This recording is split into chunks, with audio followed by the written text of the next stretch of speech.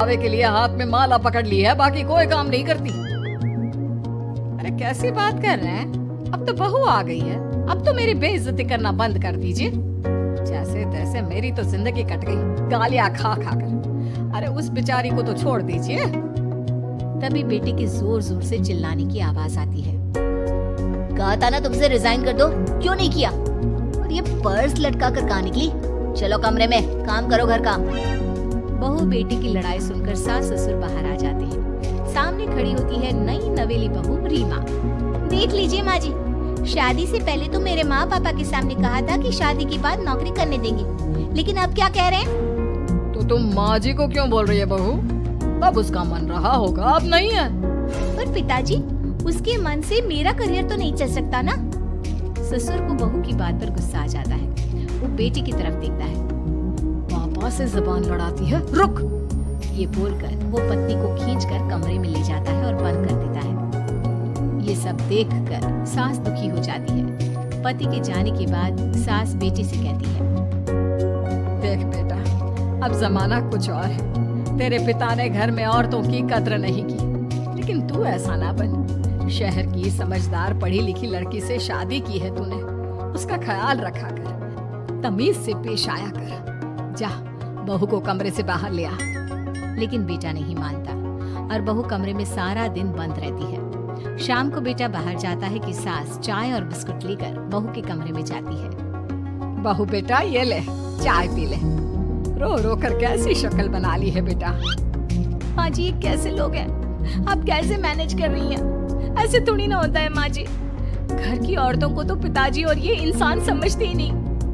क्या करूं बेटा, मैंने तो जैसे तैसे सह लिया, लेकिन तू ना सहना। दोनों बात कर ही रहे थे कि ससुर आ जाते हैं। अच्छा, तो अब बहू को भड़का रही हो? बहुत दिन हो गए मार खाए, अब क्या बहू के सामने खाओगे?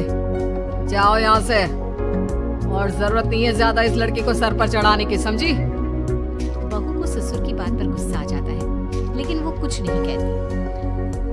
आए दिन बहू देखती है कि कैसे उसकी सास और उसके साथ उसका ससुर और पति गंदा व्यवहार करते हैं। फिर एक दिन, ये क्या बनाया है? खाना बनाना नहीं आता क्या? ये बोलकर वो खाने की भरी सारी थाली फेंक देता है। अरे बेटा कोई बात नहीं, शांत हो जा, मैं अभी बाहर से कुछ मंगवा देता हूँ।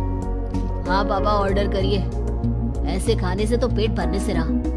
वैसे खाना तुमको बनाना आता नहीं और बाहर जाकर नौकरी करना चाहती हो। अरे तुम जैसे को तो पूछते भी नहीं है बाहर। बहू को पति की बात पर गुस्सा आता है, तभी सास बोल पड़ती है। तेरे से ज्यादा पढ़ी लिखी है, वो तो तूने इसे कहा था कि तू नौकरी करने देगा तो तुझसे शादी कर ली, वरना ना ही करवाते इसके माँ बाप तुझसे शादी इसकी। और कमाती भी ये तेरे जितना ही है बेटा। बहू हैरान रह जाती है कि जो सास खुद के लिए एक बार भी खड़ी नहीं हुई, वो उसके लिए बेटे को भी भला बुरा सुना रही है। उसकी नजर में सास की इज्जत और बढ़ जाती है। वो सास को देखकर ये सब सोच ही रही थी कि उसके कान में एक जोर से चांटी की आवाज आती है। किसको मार पड़ी? वो देख ही रही होती है कि उसकी नजर जमीन पर बैठी सास पर पड़ती है। अभी तो धीरे से मारा, फिर जुबान खोली ना तो ऐसा मारूंगा कि कान के पर्दे फट जाएंगे। सास रो रही थी। बेटा और पति वहाँ से चले जाते हैं। पिताजी अच्छा किया माँ को जोर का चांटा लगाकर। आगे से जबान खोलने से पहले 4 बार सोचेंगी। बड़ी आई। दोनों हंसते हुए वहाँ से निकल जाते हैं। बहू सास को उठाती है और पानी देती है। मैंने ये दिन रोज देखे हैं बहू, लेकिन तू नहीं सहना। तू अपना जीवन अपने अनुसार जीना। शादी के वक्त मैंने तेरी माँ से बात करने की कोशिश की थी, उन्हें बताया था, लेकिन वो नहीं मानी। बहू सास को पकड़कर रोने लगती है। वो इसलिए नहीं मानी क्योंकि वो मेरी सगी माँ नहीं है। माँ जी, जिस तरह से आप मेरे लिए खड़ी हुई है ना, मेरी माँ भी नहीं हुई। बेटा मैं तेरा भला चाहती हूँ, तू नौकरी इस घर में रहकर तो नहीं कर पाएगी। एक काम कर, इस घर से चली जा, पैसे कमा और खुश रह। माँ जी, हो सकता है कल तक मैं आपके इस फैसले को मान जाती, लेकिन आज नहीं। माँ जी, आप यहाँ इस नर्क को झेले और मैं आपको छोड़कर चली जाऊं? नहीं, कभी नहीं। अगले रोज सुनिए, वो क्या है ना, मुझे कुछ कपड़े और गहनों की जरूरत है, तो जरा पैसे दीजिए ना। अब आप घर के मर्द हो तो पैसे तो आपसे ही मांगूंगी ना। बुरा तो नहीं लग रहा ना आपको? नहीं नहीं, बुरा क्यों लगेगा। ये लो कार्ड, कर लेना शॉपिंग। अगले रोज बिजली का बिल आया है 10,000 का, भर दीजिएगा। इतना बिल कैसे आ गया? बेटा वो क्या है ना, सारा दिन बहू घर में रहती है तो कमरे में एसी और टीवी चलता रहता है। अब कम से कम बाहर जाए तो 4 पैसे कमा कर लाए। लेकिन हम लोगों को थोड़ी ना औरत की कमाई खानी है, वो तो मर्द ही करता है ना। पति पर्स देखता है और फिर हाँ माँ, ठीक बोल रही हो। खैर चलता हूँ, ऑफिस का वक्त हो गया है। पति ऑफिस से पिता को फोन करता है। पापा, घर के खर्चे तो बढ़ते ही जा रहे हैं, ऊपर से महंगाई आप देख रहे हैं। मैं सोच रहा हूँ क्यों ना मीना को नौकरी के लिए हाँ कर दूँ, 4 पैसे ही लाएगी ना घर में। वो तो तू ठीक बोल रहा है, लेकिन ये औरत की जात, कल को 4 पैसे कमाने लगे तो ये नहीं कि सर पर चढ़कर नाचे। हाँ पिताजी, बात तो सही है। वो तो आप हैं जो माँ को मुट्ठी में रखा है, वरना मेरी वाली तो। खैर सोचते इस बारे में। शाम को पूरा परिवार साथ बैठा होता है। वो कल पनीर की सब्जी बनानी है तो थोड़े पैसे देकर जाना। और हाँ, कीर्तन भी रखा है संडे को, उसके लिए सामान की लिस्ट बना दी है, ले आना। पापा को दे दो, वो ले आएंगे। अरे पापा कहाँ से ले आएंगे, मेरे पास नहीं है पैसे वैसे। लो, पैसे ही नहीं है। मेरे पापा की जेब तो हमेशा नोटों से भरी रहती है। बेटा, लक्ष्मी को जो पूछता है ना, उसके पास लक्ष्मी रहती है। जो घर की औरतों को मारे पीटे, वो भला कैसे लक्ष्मी का लाभ ले सकता है। वाह वाह, क्या बात है, तो जबान खुल रही है तुम्हारी।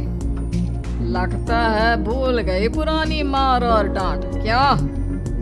हाँ माँ जी, शांत हो जाइए। मैं नहीं देख सकती आपको मार खाता, और फिर हो सकता है कि मैं आपको बचाने आऊँ तो ये भी मुझे मारे।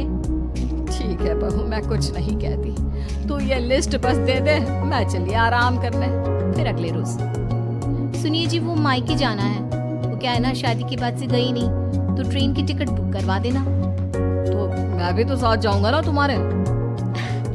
तो ठीक है, फिर फ्लाइट की ही टिकट करवा दीजिए। वो क्या है ना, अच्छा थोड़ी ना लगता है आप पहली बार मेरे साथ जा रहे हो और हम ट्रेन से चले, ठीक है ना?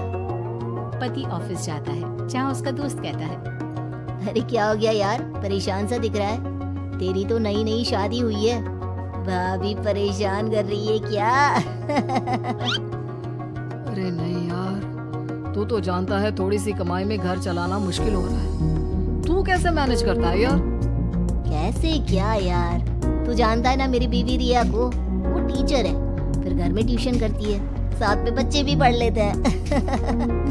यार घर नाम की गाड़ी दोनों पहियों के साथ चलने से ही चलती है। वो भी कमाती है और मैं भी, और चल रहा है घर बस। पति को दोस्त की बात समझ में आती है, लेकिन पिता का ज्ञान कैसे भूल सकता था। वही कल को सर पर चढ़कर नाचने लगी तो। शाम को घर आता है, जहाँ उसकी बुआ और उसका बेटा बैठे होते हैं। अरे आ गया लल्ला, कैसा थका थका सा लग रहा है, सब ठीक है ना? नमस्ते बुआ, कैसे आना हुआ? कैसा है रमेश? भाई को तो भाई की याद ही नहीं आती। अरे नहीं नहीं भैया, याद नहीं आती तो यहाँ कैसे आता?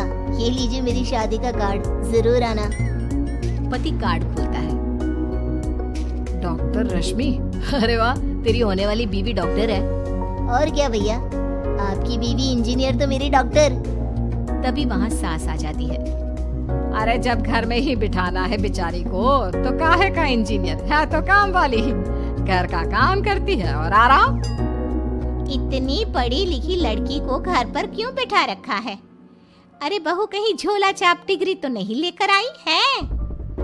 पत्नी की बुराई सुनकर पति को गुस्सा आता है। नहीं बुआ, यूनिवर्सिटी टॉपर है मेरी मीना, और हाँ बड़ी कंपनी में काम भी करती है। बस शादी के बाद कुछ महीनों की छुट्टी ली थी, अगले हफ्ते से ऑफिस शुरू हो जाएगा। क्यों मीना? तभी ससुर आ जाते हैं। हाँ लेकिन फिर घर का काम कैसे होगा, और पैसे कमाने लगेगी तो सर पर।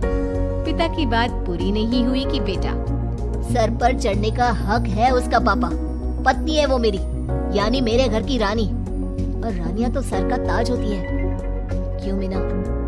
मीना पति की बात सुनकर शर्मा जाती है। वाह बेटा, तू सही समय में समझ गया कि औरतों की इज्जत करने वाले घर में शांति और लक्ष्मी का